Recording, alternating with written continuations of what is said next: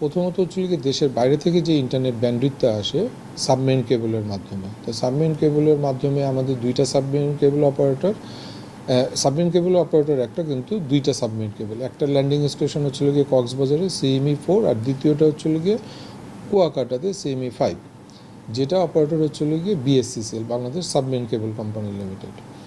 আচ্ছা, দ্বিতীয়টা হচ্ছিল গিয়ে ইন্ডিয়া থেকে 6টা ITC operator, international terrestrial operator, 6টা অপারেটর ইন্ডিয়া থেকে ব্যান্ডউইথ আমদানি করে। এনাদের কাজ হচ্ছিল গিয়ে IIG 36টা IIGকে ইন্টারনেট গেটওয়ে অপারেটর যারা ওনাদেরকে ব্যান্ডউইথটা প্রদান করে থাকে। IIG অপারেটর ISP অপারেটরকে ব্যান্ডউইথটা প্রদান করে। ISP অপারেটর প্রান্তিক পর্যায়ে ইন্টারনেটটা প্রদান করে থাকেন। আচ্ছা, এই যে ডিস্ট্রিবিউশনটা হচ্ছে, এই ডিস্ট্রিবিউশনের প্রথম থেকে শেষ পর্যন্ত ভ্যালু চেনে NTTN অপারেটর জড়িত। আচ্ছা, প্রথমে যেটা হয়েছে, প্রান্তিক পর্যায়ের গ্রাহকরা কোনো ইন্টারনেট পাচ্ছে না, তা পরবর্তীতে দেখা গেল যে ISPদেরকে সবাই নক করছে যে আমরা ইন্টারনেট পাচ্ছি না। ISP অপারেটরও ব্যান্ডউইথ পাচ্ছে না। কোথা থেকে পাচ্ছে না? ইন্টারনেট গেটওয়ে অপারেটরদের থেকে ব্যান্ডউইথ পাচ্ছে না। তখন আমাদের কাছে নক করা হলো, আমরাও তখন ব্যান্ডউইথ পাচ্ছি না। তা আমরা ব্যান্ডউইথ পাচ্ছি না কার কাছ থেকে? ITC অপারেটর এবং BSCCL সাবমেরিন কেবল অপারেটরের কাছ থেকে। তো প্রথমে একটা চিন্তা করা হয়েছিল কি আমাদের কোনো টেকনিক্যাল ফল্ট হয়েছে কিনা, কিংবা অন্য কোনো ধরনের ডিডস অ্যাটাক হচ্ছে কিনা, কিংবা অন্য কোনো ধরনের সাইবার সিকিউরিটি থ্রেটের জন্য এটা হচ্ছে কিনা। তা আমরা মোটামুটি প্রথম 30 মিনিট 10 মিনিটের মতন অন্ধকারেই ছিলাম। তারপরে আমরা জানতে পারলাম যে আমাদের আপস্ট্রিম BSCCL এবং ITC অপারেটর ব্যান্ডউইথটা টোটালি শাটডাউন করে দিয়েছে। আচ্ছা, ওনাদের সাথে কল সেন্টার থেকে যোগাযোগ করা হলো যে ব্যান্ডউইথ আমরা পাচ্ছি না, কারণটা কি? ওনারাও তখন সঠিকভাবে বলতে পারলো না।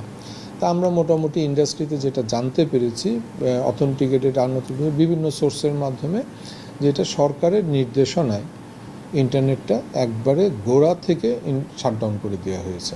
সেই জন্য দেখা গেছে কোনো IIG অপারেটর নির্দিষ্টভাবে কিছু বলতে পারেনি তারা ব্যান্ডউইথ পাচ্ছে কি পাচ্ছে না, কারণ আমাদেরকে সরকারিভাবে কিন্তু কোনো লিখিত ভাবে দেয়া হয় নাই যে ইন্টারনেটটা বন্ধ করো, কিংবা আপস্ট্রিম অপারেটর আমাদেরকে মেল কমিউনিকেশন করে নেই যে আমরা তোমাদের সার্কিটটা বন্ধ করছি।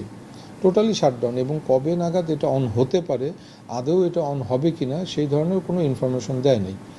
তারই ফলশ্রুতিতে দেখা গেছে আমরা IIG অপারেটর ISPকেও সেভাবে জানাতে পারছি না, ISP অপারেটরও গ্রাহককে জানাতে পারছি না। মানে এটা টোটালি সরকারের একক সিদ্ধান্তে ইন্টারনেটটা বন্ধ করে দেওয়া হয়েছিল, যেটা পরবর্তী তখন আমরা অনেক কিছু বলতেও পারিনি, স্বাধীনতা সেইভাবে ছিল না।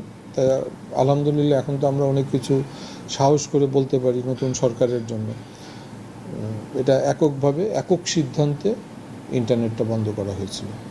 আচ্ছা, মানে IIG হচ্ছে বাংলাদেশের কন্টেক্সট থেকে চিন্তা করলে আপনার হচ্ছে সাবমেরিন কেবলের পর একটা বড় হাব, যেখান থেকে আমরা ইন্টারনেট পাচ্ছি বাসা বাড়িতে থ্রু আউট দ্য ISP আর NTT।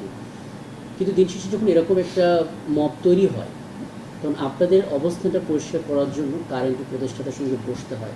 নাহিদ ইসলাম যে ছেলেটা এখন উপদেষ্টা হিসেবে আছে, আপনারা চেষ্টা করেছেন কিনা তার সঙ্গে কথা বলতে, এই বিষয়গুলো তুলে ধরতে, যেহেতু সে চাচ্ছে যে পুরো বিষয়টা জানতে? আচ্ছা, গতকালকে ওনারা জয়েন করেছেন, উনি জয়েন করেছেন, অফিস শুরু করেছেন, মিডিয়ার মাধ্যমে জেনেছি, এবং আজকে উনি ICT মন্ত্রণালয়ের ICT বিভাগেও গিয়েছেন। আমরা আমাদের অ্যাসোসিয়েশন থেকে চেষ্টা করছি যে ওনাদের সাথে আমরা একটা গোল টেবিল করতে পারি কি না। এখানে একটু হচ্ছিল কি আমরা আসলে মুভ করতে যাচ্ছি থ্রু আউট BTRC, এবং BTRCতেও গতকালকে কিছু অস্থিরতা ছিল। হয়তোবা নতুন চেয়ারম্যান মহোদয় আসতে পারেন, কিংবা বর্তমান চেয়ারম্যান মহোদয় থাকতে পারেন। এই সিদ্ধান্তটা হওয়ার পরে আমরা BTRCর মাধ্যমে মাননীয় উপদেষ্টাকে অনুরোধ করব যে আমাদের অ্যাসোসিয়েশন এবং ইন্ডাস্ট্রির যারা স্টেক হোল্ডার আছে এবং থিঙ্ক ট্যাঙ্ক যারা আছে, ওনাদের সবার সাথে বসার জন্য আমরা লিখিতভাবে অনুরোধ করব, এবং আমরা আশা করছি হয়তোবা আগামী সপ্তাহের মধ্যে মাননীয় উপদেষ্টার সাথে আমরা মত বিনিময় করতে পারবো। Thank you.